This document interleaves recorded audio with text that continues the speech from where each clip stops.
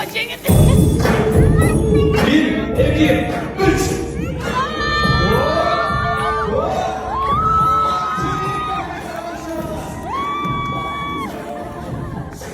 Sol Necati.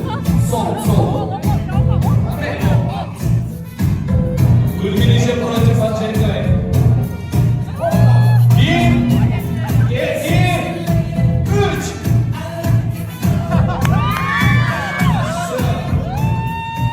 Sıra gitsin bir anlamda.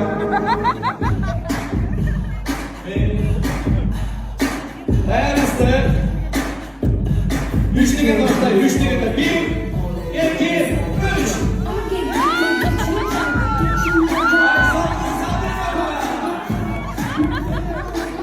Burada ne olacak? Hızlı iş olacak mı? Çıkıp ediyorum. Gittim. 1, 2,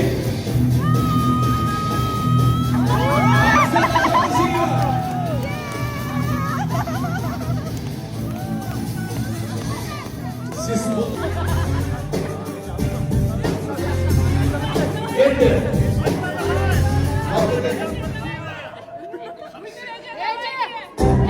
Bir, iki,